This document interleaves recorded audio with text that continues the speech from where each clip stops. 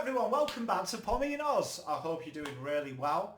I'm doing really well, thank you for asking. If you are new around here, please drop a like, drop a subscribe, really helps the channel out. We're well on our way to 400.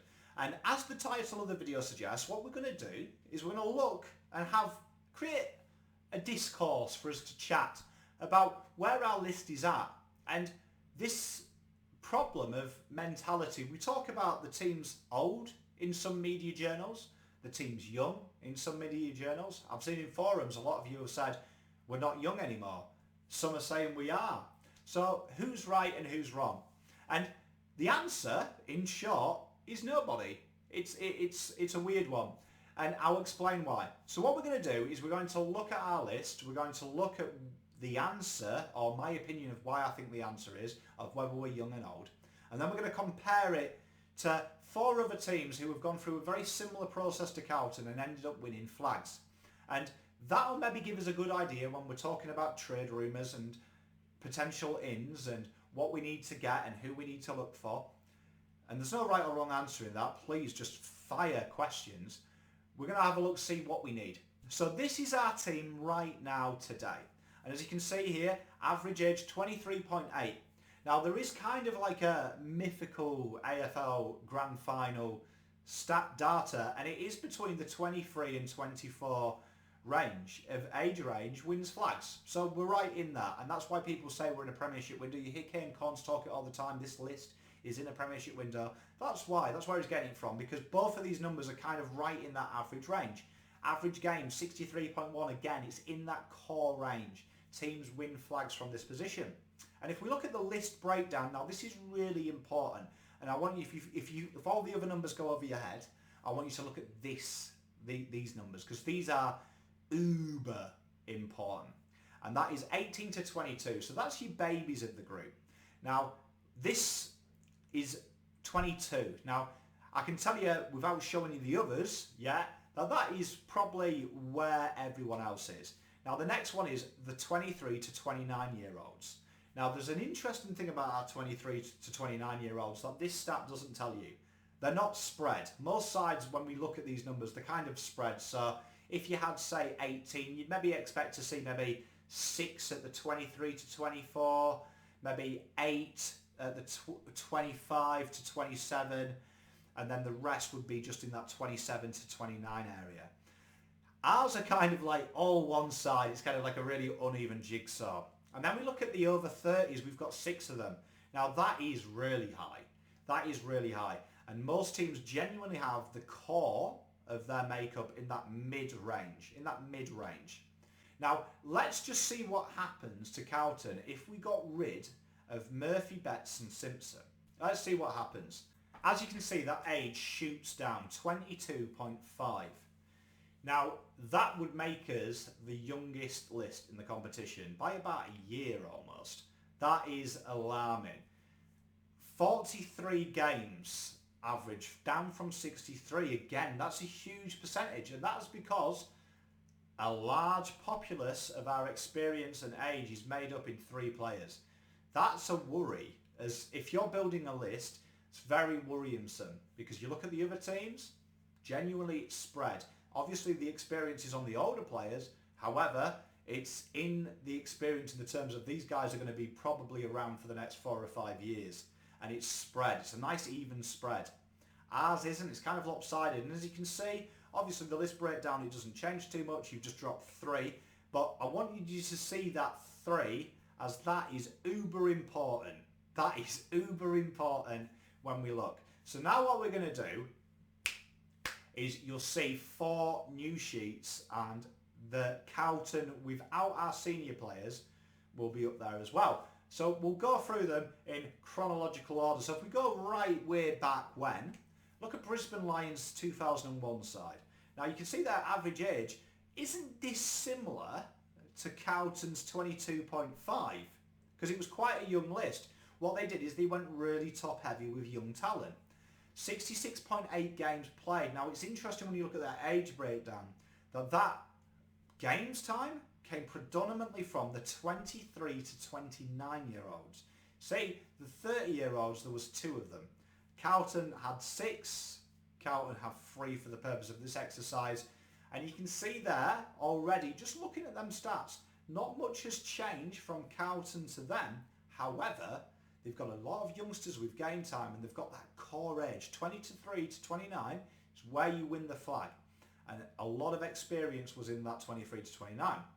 Let's jump over to Geelong. Now, Geelong for me had probably the best makeup of a list. If you were going to build a list, 2011 Geelong is the list you'd build, because the spread of talent, the spread of age, the spread of games, it's almost like a computer has done it. You're looking at list making perfection here, and very similar to where we are now in age and games profile. 23.6, we are 23.8, 68 games played, 63 games played for Carlton. And look at their makeup. Their makeup is really brilliant. 22, 23 and 22 and 2 over 30s. And you can see there, for me, we've jettisoned, for the purpose of the exercise, our 3 senior players. You can see what we need already. Like, hopefully this is kind of sinking in of how these sides won games and dominated, because their talent was in that core age, their experience, their reliable ball users. And when you look at a team, I'm not talking about A-list stars, I'm talking about grafters, I'm talking about players that come into the side and put in a shift, you know, like your Jackie Noons. I'm talking about players that are around his level or just above. In that age bracket, really helps players out. And it's not about win percentage, it's about, for me, you're looking kind of like a money ball thing. You're looking for players with good ball use, players that traditionally handle pressure. I've mentioned Nathan Broad quite a lot. Again, look at his numbers. He handles pressure really well. And he's on the outer at the moment at Richmond. A player that would really replace Simpson with good game time, good experience, good win percentage.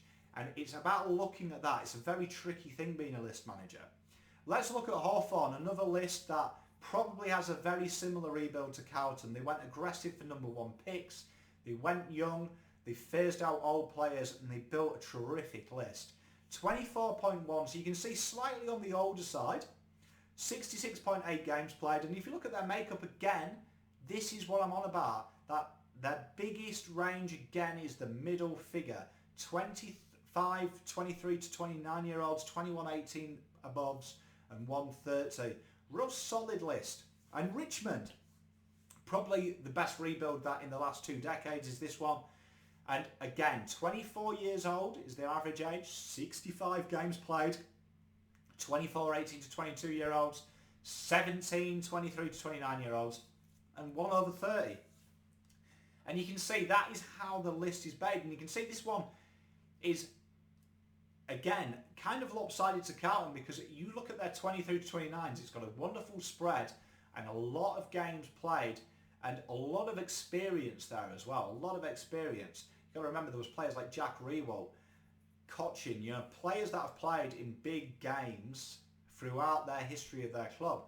And that is where, to me, if we look at our list, you see it's not quite a young list. And you would say that Simpson and Betts, at their age, haven't got the ability to be game changers week on, week out. No one has, and that's not a detriment to them. That's just being real. That's taking the blue glasses off and knowing sport. Few players in their mid-30s change games. Even Gary Ablett is starting to slow down. Look in soccer, Zlatan Ibrahimovic, one of the best strikers I've ever seen with my own eyes, doesn't turn it on every game. He does turn it on a lot of games, but the class he's got over Simpson, who has always been a warrior, not a superstar, a warrior, it tells it all. And for me, that's no detriment to the players, it's just real. So that's where the list is, and that to me is where our problem is as a football club. And it's something that's not talked about in mainstream media for me. Yes, when you look at our list as a whole, it's in the perfect age. It ticks all the boxes. But when you look at it concise and clearly, it's not. And when you look at the players that are in them age groups, 18 to 22, 23 to 29 and 30 plus, a lot of them are samey as well. There's a lot of the similar type of midfielders. There's a lot of players there that you can guarantee and you bet your ass to a barn dance they're not good enough and won't be there next year. So for me, Nick Austin has got a really important job, because looking at that, and I'll do a big in-depth list video just at the end of the season, as I always do for Blue Abroad, and I know you guys and girls love that. For me, this is a real integral trade window. This is the most important. Notice I said trade window, not draft. We don't go to the draft this year. We're looking at, in my opinion, just off the top of my head, we're looking at 5 ins. 5 ins in that 23 to 29 range. And it has to be that. And if they don't fit it's a shame. And we'll go into maybe some potential targets. But that's the breakdown. I thought that was a really interesting exercise for you.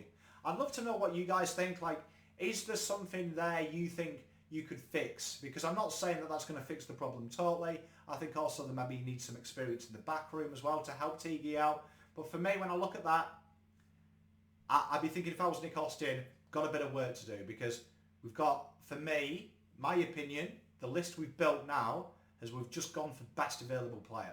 We haven't had a plan. And I think the plan has always been, at this stage, to recruit talent in the spaces we've missed, which I kind of disagree with. I think that's madness. Richmond and Hawthorn, their trade strategy and draft strategy was spot on. There was a purpose. There was an end goal.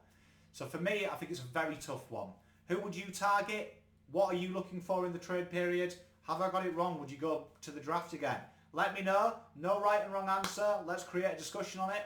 Thank you very much for watching. I super appreciate it. Pom out.